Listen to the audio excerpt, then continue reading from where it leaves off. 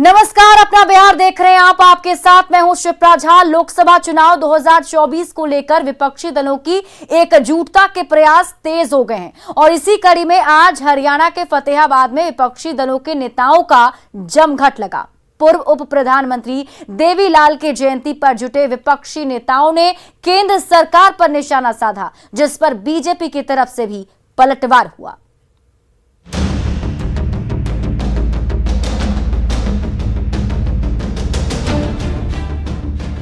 साल 2022, लेकिन तस्वीर 2024 जैसी। हरियाणा के फतेहाबाद में एक मंच पर विपक्ष के तमाम नेताओं का जुटान हुआ। एनसीपी प्रमुख शरद पवार, शिरोमणि अकाली दल बादल के प्रकाश सिंह बादल, सीपीएम के सीताराम येचुरी, बिहार के मुख्यमंत्री नीतीश कुमार और उप मुख्यमंत्री तेजस्वी यादव रैली में शामिल हुए। मौका पूर्व उप प्रधानमंत्री देवीलाल की 109वीं जयंती का था।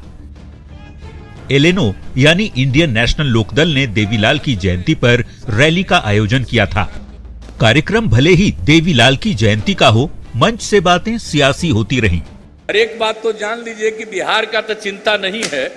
अगला बार चुनाव होगा 24 में, तो उनको है क्या, अभी लोकसभा का चुनाव होगा तो उनके लिए जीतना तो संभव नहीं है, चाहे जो भी इधर उधर भाषण देते रहे। और विधानसभा का भी चुनाव होगा तो कोई जगह होगा न मात्र का न। विपक्ष को एकजुट करने निकले बिहार के मुख्यमंत्री नीतीश कुमार अपने डेप्यूटी तेजस्वी यादव के साथ रैली में पहुंचे थे। मंच से दोनों ने विपक्ष को एकजुट करने की बात दोहराई। इवन कांग्रेस पार्टी से भी हम लोगों ने अनुरोध किया है और सब लोग ज्यादा से ज्यादा लोग एकजुट हो जाएंगे तो आप समझ लीजिए कि 2024 में जो लोकसभा का चुनाव है उसमें वो जीतने का तो सवाल ही नहीं है, बुरी तरह हारेंगे और इनका राज नहीं रहेगा। आदरणीय नीतीश कुमार जी को तहे दिल से धन्यवाद देते हैं कि इन्होंने जो हथौड़ा मारा है, जो आखिरी हथौड़ा मारा है, उसके बाद भाजपा उठने वाली नहीं है। हरियाणा के फतेहाबाद में हुए विपक्षी नेताओं के जुटान पर बिहार बीजेपी के प्रदेश अध्यक्ष संजय जायसवाल ने तीखा हमला बोला। जायसवाल ने कहा, 2024 में 24 फ्यूज बल्ब साथ हो भी जाएं तो भी बीजेपी का कुछ नहीं बिगाड़ सकते। यह बताता है कि जनता यह समीकरण नहीं देखती है, जनता कौन उसका भलाई करेगा, कौन उसका विकास करेगा, यह देखती है। 24 फ्यूज बल्ब मिल भी जाए तो बिजली नहीं जलती है। लालू नीतीश से फर्क नहीं पड़ेगा, कोई फर्क नहीं पड़ेगा। कहने को तो फतेहाबाद की रैली विपक्षी एकता को दिखाने के लिए बुलाई गई थी, लेकिन रैली में कांग्रेस जैसी। और ये सीधी तस्वीर आप देख रहे हैं दिल्ली से, जहां लालू प्रसाद यादव और नीतीश कुमार सोनिया गांधी से मुलाकात कर निकल चुके हैं और मीडिया से मुखातिब हो रहे हैं। हम लोग दोनों लोग एक साथ बैठ करके मैडम से बातचीत किए हैं, तो आप लोग जानते ही है ना कि हम लोगों का विचार है कि देश में अनेक दलों को एकजुट होना है और मिल करके देश के लिए आगे काम करना है, इसकी प्रगति के लिए काम करना है। तो इन सब चीज़ों पर हम लोग बातचीत कर रहे थे और उनकी तो है ही, लेकिन अब वही है कि अभी कोई चीज़ के बारे में एक बात है कि उनके यहाँ तो अपना पार्टी का अध्यक्ष का चुनाव वगैरह है, वो सब के बाद ही फिर फाइनली वो कहेंगी कुछ। सर, विपक्षी दलों को एक करने की बात लालू यादव भी कर रहे हैं, आप भी प्रयास कर रहे हैं लगातार। यहाँ पे क्या सार्थक बात बनी, कोई निष्कर्ष निकला, कोई रणनीति बनी कि आगे कैसे विपक्षी दल एक हो गए? खासतौर पे केजरीवाल वो विचार एक तरह का ही है, विचार में कोई इसमें नहीं था, लेकिन अब किसी चीज के बारे में कुछ हम लोग अभी कहेंगे, कहाँ कहाँ कौन कौन, तो उसके लिए थोड़ा दिन के बाद ये सब होगा। आगे और मीटिंग सभी इस सिलसिले में आप लोग नहीं, वो तो आगे करेंगे। अभी तो इनका अपना अगर संगठन का इनका चुनाव है, इसके बाद ही करेंगे। आपकी भी मुलाकात मैडम से हुई है, क्या बातचीत हुई? काफी अरसे के बाद दो बड़े नेता बिहार के मैडम के सोनिया गांधी जी के घर पे आए। नीतीश जी ने बताया ही आपको, साथ में दोनों हम लोग मिले हैं और भाजपा को हटाना है, देश को बचाना है, इसलिए सबको इकट्ठा होना है। जिस तरह से बिहार में हम लोग इकट्ठा करके भाजपा को विदा किया है, इसका रिस्पांस पूरे देश में है और हम एक है हम लोग। और सोनिया जी से हम लोगों ने आग्रह किया कि आपकी सबसे बड़ी पार्टी है, आपको इसमें सबको बुलाइए, इकट्ठा होकर के हम लोग बात करें और बात करके इनको विदा करें। 64-65 के जो चुनाव होने वाला है 24 में मैडम ने कहा है कि हमारा संगठन का अध्यक्ष का चुनाव होने वाला है, तो 10-12 दिन के बाद हम आप लोगों से फिर मिलेंगे और नया जो प्रेसिडेंट आएंगे जो भी हो तो उनको सबको बैठा करके हम लोग इकट्ठा बात करेंगे। और सहमति है, भाजपा के खिलाफ तो कांग्रेस पार्टी लगातार रही है और देश तानाशाही की तरफ जा रहा है। कहीं भी समस्या का समाधान नहीं, गरीबी है, बेरोजगारी है, कोई ध्यान नहीं दिया और उल्टे सारे देश भर के विपक्ष के नेताओं को जेल में बंद गिरवाया। इससे कोई डरने वाला नहीं है और हम लोग यही बात किया है और हम लोग फिर उनसे मिलेंगे। लालू जी राहुल गांधी की क्या बड़ी भूमिका होगी, क्योंकि विपक्षी एकजुटता को लेकर राहुल गांधी लगातार ये कहते हैं कि आप कैसे होगी जी एकजुटता कैसे? नहीं, वो तो दूसरी चीज है, वहाँ तो पहले से न होता है। वो तो उनसे मिले थे तो उस दिन बुलाए थे कई पार्टियों के लोग, तो उससे मतलब नहीं है कि कोई और पार्टी कोई चीज। लेकिन सर आप आईएनएलडी के मंच पे जाते हैं, टीआरएस चीफ आपसे मिलते हैं, दोनों ही पार्टियां कांग्रेस के साथ नहीं है, वही पूछ रहा हूँ सर कि सबको एक साथ लाने के लिए क्षेत्रीय दलों को कैसे साथ लाएंगे? नहीं, देखिए हमारी या हम लोगों की जिन पार्टियों से बातचीत होती है उनको तो हम लोग परामर्श देते ही हैं कि सब लोग मिल करके चलिएगा। अच्छा, लेकिन वो तो अभी थोड़ा समय के बाद की बात है, अभी तो हम लोग सबको सलाह दे रहे हैं। सर अमित शाह कह रहे हैं आपको पेट में दर्द हो रहा है, मोदी प्रधानमंत्री बनेंगे, आगे भी 2024 में मोदी ही प्रधानमंत्री बनेंगे। अमित शाह ने पूर्णिया में जो पूर्णिया एयरपोर्ट बना वहाँ पे उन्होंने ये भाषण दिया। वो बात कह दें पूर्णिया का, अब आप सुन लीजिएगा, यहाँ पूछने की कोई जरूरत नहीं। जब हम लोग पूर्णिया में मीटिंग करेंगे उस दिन बता देंगे बहुत सारा चीज। कोई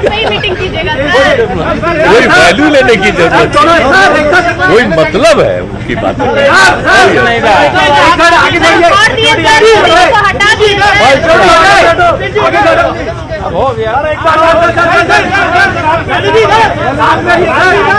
आप सीधी तस्वीर देख रहे हैं दिल्ली से, जहां देखे लालू प्रसाद यादव और नीतीश कुमार एक साथ, बिहार के बड़े नेता, बड़ा चेहरा दोनों एक साथ आज सोनिया गांधी से मुलाकात करने के लिए पहुंचे थे, जिनसे मुलाकात हुई और मुलाकात में क्या कुछ हुआ वो उन्होंने प्रेस के सामने खुलकर बताया, जिसमें नीतीश कुमार ने बताया कि मुलाकात में बातचीत हुई है, लेकिन आगे और मुलाकातें होंगी, बातचीत होंगी, क्योंकि अभी कांग्रेस में जो अभी चुनाव होना है अध्यक्ष पद के लिए, इसलिए अभी थोड़ा वक्त और लगेगा। यानी कि मुलाकातों का सिलसिला जो है आगे भी जारी रहेगा, लेकिन विपक्षी एकता पर बातचीत जरूर हुई है, जिसको लेकर लालू प्रसाद यादव ने भी कहा कि अब भाजपा को देश से हटाना है तो सही विपक्षी नेताओं को और दलों को एक साथ आना पड़ेगा। बढ़ते हैं आगे। बीजेपी नेता सुशील मोदी ने कहा है कि फतेहाबाद की रैली से विपक्षी एकता की मुहिम को करारा झटका लगा है और नीतीश की मुहिम दूसरी बार फेल हो गई है। एक बार नीतीश कुमार विपक्षी दलों को एकजुट करने में असफल हो गए। आज हरियाणा की रैली में नीतीश कुमार के अलावा किसी भी अन्य राज्य के मुख्यमंत्री शामिल नहीं हुए। यहाँ तक कि बगल के दिल्ली राज्य के मुख्यमंत्री श्री अरविंद केजरीवाल, या फिर पंजाब के मुख्यमंत्री हो, या फिर ममता बनर्जी हो, स्टालिन हो, केसीआर हो, कोई भी मुख्यमंत्री शामिल नहीं हुआ। यहाँ तक कि अखिलेश यादव, मायावती, ऐसे भी जो मुख्य विपक्षी दल अपने अपने राज्यों के अंदर, उनके भी कोई प्रतिनिधि इस रैली में शामिल नहीं हुए। और इस रैली को आयोजित करने वाले ओम प्रकाश चौथाला वह व्यक्ति हैं जो भ्रष्टाचार के मामले में 10 साल की सजा काटकर जेल से निकले हैं और एक अन्य मामले में फिर जेल जाने वाले हैं। जिस ओम प्रकाश चौथाला की पार्टी के हरियाणा में मात्र एक विधायक हैं, वो विपक्ष को एकजुट करने में लगे हैं। तो देखिए नीतीश कुमार सफल नहीं हो पाएंगे जिस प्रकार का वो प्रयास कर रहे हैं। पहले उन्होंने केसीआर को बुलाया था अपने राज्य में, वह भी प्रयोग उनका विफल हो गया। केसीआर ने एचडी कुमारस्वामी से हाथ मिलाकर एक नई पार्टी बनाने का निर्णय लिया है। और जो दूसरा आज उनका प्रयास था फतेहाबाद की रैली, वो भी पूरी तरह से विफल हो गई। और देश को तोड़ने की साजिशों में शामिल पीएफआई पर जहां जांच एजेंसियां शिकंजा कस रही हैं, तो वहीं इस पर सियासत भी शुरू हो गई है। शिवानंद तिवारी ने जहां पीएफआई की गतिविधियों को सही ठहराया है, तो वहीं जेडीयू ने साफ शब्दों में कहा कि देश विरोधी गतिविधि को सही नहीं ठहराया जा सकता।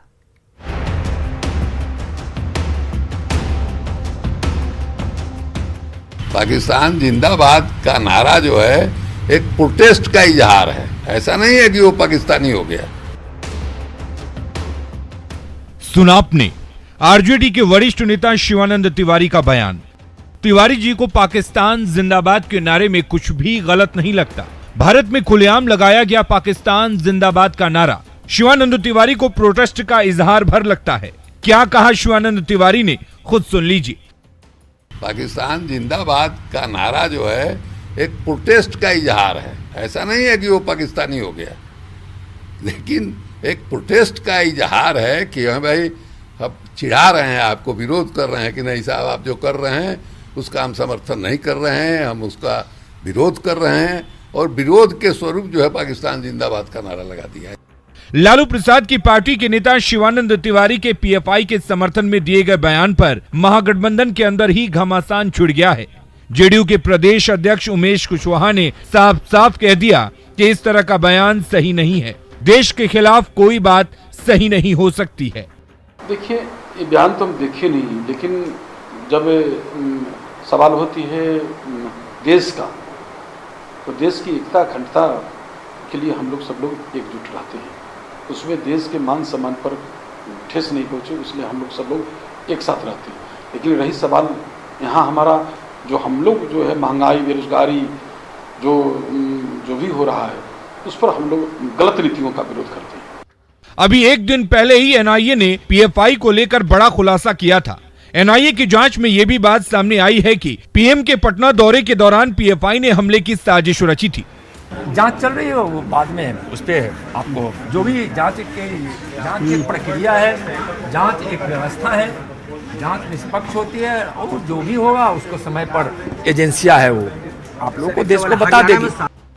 पीएफआई की देश विरोधी गतिविधियों से जुड़े तमाम सबूत जांच एजेंसियों के हाथ लग चुके हैं, जिसके बाद पीएफआई के ठिकानों पर देश भर में छापेमारी हुई। छापेमारी के विरोध में पीएफआई ने रैली की। रैली में पाकिस्तान जिंदाबाद के नारे लगे, लेकिन इसमें आरजेडी नेता शिवानंद तिवारी को कुछ भी गलत नहीं लगता। सवाल है कि क्या बीजेपी का विरोध करते करते देश का भी विरोध करेगा विपक्ष? न्यूज़ 18 के लिए पटना से आनंद अमृतराज और संजय कुमार के साथ ब्यूरो रिपोर्ट। बिहार के कृषि मंत्री सुधाकर सिंह ने एक बार फिर से अपने विभाग के अधिकारियों के खिलाफ ही बयान दिया है। कैमूर में लोगों को संबोधित करते हुए सुधाकर सिंह ने कहा कि मेरे विभाग के अधिकारी चोर हैं, वे 25,000 से 50,000 रुपए तक की वसूली करते हैं, और अगर ऐसे अधिकारी दिखे तो उन्हें पीट दीजिए। कारोबारियों को बोल रहे लोगों को कि तुमको है ही नहीं, कैसे घूम रहा है, नया अधिकारी देखेंगे यहाँ पर, वो इधर देखते हैं कि अच्छा अधिकारी आ जाए। ये हालत है हमारे विभाग का, 50-50 हजार वसूलता है दुकानों से। बिहार के कृषि मंत्री सुधाकर सिंह ने अपने विभाग के अधिकारियों पर पैसे लेने का आरोप क्या लगाया? सहयोगी जेडीयू सुधाकर सिंह पर हमलावर हो गई। जेडीयू के मुख्य प्रवक्ता नीरज कुमार ने साफ कहा कि आप मंत्री हैं और अपने अंडर में काम करने वाले कर्मचारियों पर कार्रवाई करने के लिए सक्षम है, लेकिन अगर आप ऐसा नहीं कर रहे हैं तो आपके नियत पर सवाल खड़ा हो सकता है। हालांकि विपक्षी पार्टी बीजेपी ने सुधाकर सिंह के इस बयान पर उनकी तारीफ की है। कौन क्या बोलते हैं मैं नहीं जानता, लेकिन शिकायत और अपनी लाचारी व्यक्त करना यह कमजोरी का परिचायक है। विधायिका में मंत्री परिषद को वैसा अधिकार प्राप्त है कि वह अपने अधीनस्थ जो भी उनके यहाँ कार्यरत कर्मी हैं उन पर सक्षम अनुशासनात्मक कार्रवाई करने का अधिकार है। माननीय कृषि मंत्री सुधाकर सिंह जो इन घूसखोर अधिकारियों और कर्मचारियों के खिलाफ अभियान चला रहे हैं, वो स्वागत योग्य कदम है। जन जन जानता है कि चाहे वो थाना हो, चाहे वो ब्लॉक हो, चारों तरफ की सरकार में घूस ही घूस है। राष्ट्रीय लोक जनशक्ति पार्टी मिशन 2024 की तैयारी में जुट गई है और पटना में पार्टी के सभी प्रकोष्ठ के पदाधिकारी और राष्ट्रीय पदाधिकारियों की बैठक हुई, जिसमें सदस्यता अभियान की शुरुआत हुई। पार्टी ने 50 लाख सदस्य बनाने का लक्ष्य रखा है।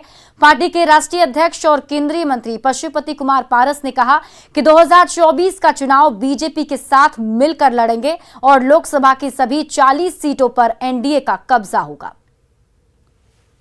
केंद्रीय मंत्री पशुपति पारस हमारे साथ मौजूद हैं। महत्वपूर्ण बैठक रही, तमाम कार्यकर्ता इस बैठक में शामिल हुए। क्या कुछ बातें हुई, क्या कुछ निष्कर्ष निकला? और ये बैठक बहुत ही महत्वपूर्ण बैठक हम लोगों की पार्टी की थी।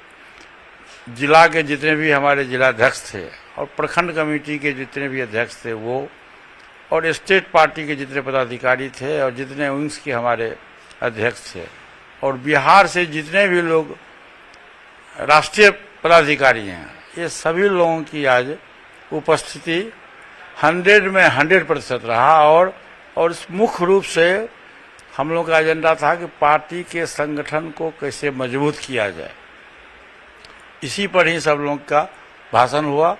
और सदस्यता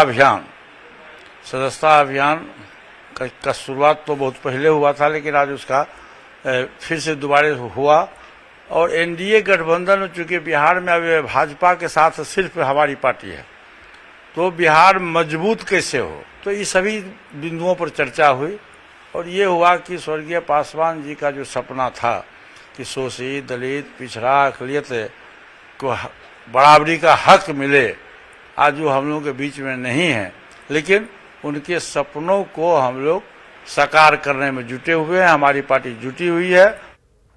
जहानाबाद में पुलिस की कार्रवाई सवालों के घेरों में है। दरअसल लोगों ने चोर को पकड़कर पुलिस के हवाले कर दिया था, लेकिन पुलिस ने उसे थाना ले जाने के बजाय छोड़ दिया।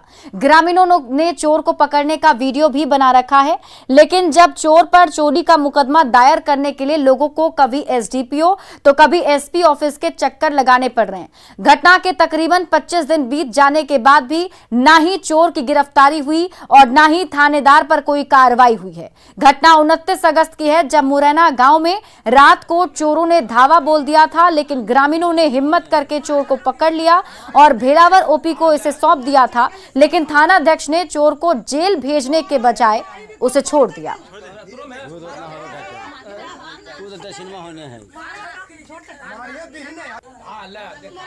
अगर कोई नेग्लिजेंस है, किसी के स्तर से कोई लापरवाही बरती गई है, तो उसके बारे में हमको रिपोर्ट सबमिट करें। आज आए भी थे, मैंने रिव्यू भी किया था सचिव और सीआई बुला के, और इंश्योर किया जाएगा कि थानों के स्तर पे त्वरित कार्रवाई सुनिश्चित हो। किसी के द्वारा कोई कोताही अगर की जाती है, लापरवाही की जाती है, तो उसमें कड़ी से कड़ी कार्रवाई अवश्य की जाएगी।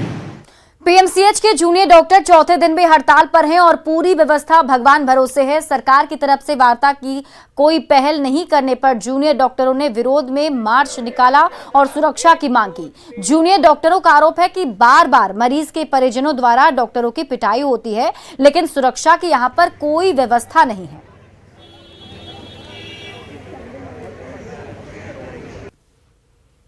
पीएमसीएच के जूनियर डॉक्टर चौथे दिन भी हड़ताल पर हैं और पूरी जो व्यवस्था है वो धीरे धीरे अब बेपटरी होती जा रही है। जूनियर डॉक्टरों ने जब सरकार की तरफ से वार्ता की पहल नहीं की गई है, उसके बाद अब साइलेंट मार्च निकाला है और देख सकते हैं बड़ी संख्या में तमाम जो जूनियर डॉक्टर जो कल तक इलाज कर रहे थे वो अब प्रोटेस्ट करते हुए नजर आ रहे हैं। जरा हम बात करते हैं, जेडीए अध्यक्ष हमारे साथ हैं। क्या लग रहा है, चौथा दिन है आज, अब तक किसी तरह की वार्ता हुई है कि नहीं? यहाँ पर जो सुप्रिटेंडेंट और प्रिंसिपल से बात की गई थी, उनका बात पूरी तरह से खाना पूर्ति करने वाला है। हमारे डिमांड की तरफ देखा भी नहीं जा रहा है। उन लोगों ने एक भी बात ऐसी नहीं की जिसके आधार पर हमें थोड़ा आश्वासन भी मिले, हमें थोड़ी हिम्मत भी मिले कि हम काम पर वापस लौट सकें। कोई कॉल वगैरह आया स्वास्थ्य विभाग से किसी अधिकारी का? प्रत्यय अमृतसर से हमारी बात हुई थी कल कॉल पर, वो भी हम ही लोगों ने अप्रोच किया था। उधर से तो कोई कॉल नहीं आया था, अप्रोच हम ही लोगों ने किया था। तो उन्होंने कल 11 बजे में मिलने का समय दिया है और बहुत ठोस नहीं उनका बात लग रहा है। डेंगू, चिकनगुनिया, तमाम ऐसी बीमारियां हैं जिसके मरीज लगातार अस्पताल में एडमिट हो रहे हैं। बिहार का सबसे बड़ा अस्पताल है, डॉक्टर रूठ गए हैं, कैसे मानेंगे आप लोग? जी, हमें बस सिक्योरिटी चाहिए। यहाँ कोई सिक्योरिटी नहीं है। रात में लेडीज डॉक्टर सब लोग काम करते हैं, लेकिन हम लोग पेशेंट से डरते रहते हैं, पेशेंट पार्टी से डरते रहते हैं कि वो लोग सामने से हम लोग को कुछ भी बोल सकते हैं, अटैक भी कर सकते हैं। कोई मोहलत दे रहे हैं सरकार को? ये बताइए, कोई मोहलत आप लोग दे रहे हैं? क्योंकि चौथा दिन है ये और अब मरीजों की स्थिति खराब हो रही है। नहीं, हम शुरू से हम लोग इस वार्तालाप के लिए खुले हुए हैं। हम लोग ये हड़ताल होने ही देना नहीं चाह रहे हैं। हमारा बस एक ही मकसद है कि हमारी सुरक्षा व्यवस्था को पुख्ता की जाए। उसके लिए हम लोग तो पहले दिन से इंतजार कर रहे हैं कि हमसे बात किया जाए, हमारी जो मांगे हैं उन पे चर्चाएं हों। सोचिए, जिस राजधानी में डेंगू मरीजों की संख्या 550 के पार कर गई हो, चिकनगुनिया के मरीज जो है लगातार बढ़ रहे हैं, गंभीर मरीज जो हैं अस्पताल पहुंच रहे हैं, लेकिन उन्हें बिना इलाज कराए हुए वापस लौटना पड़ रहा है। प्राइवेट अस्पतालों की चांदी कट रही है, लेकिन बिहार का सबसे बड़ा अस्पताल जहां पर पूरी इलाज की व्यवस्था ठप हो गई है। जो धरती के भगवान हैं वो रूठे हुए हैं। 4 दिनों से सरकार की तरफ से कोई वार्ता की पहल नहीं हुई है। सवाल ये उठता है, एकमात्र मांग है सुरक्षा, सुरक्षा, सुरक्षा। ये खामोशी कब तक? कैमरामैन सुबोध के साथ रजनीश कुमार, न्यूज़ 18 पटना। और फिलहाल इस बुलेटिन में अभी के लिए बस इतना ही। आप देखते रहिए न्यूज़ 18 बिहार झारखंड।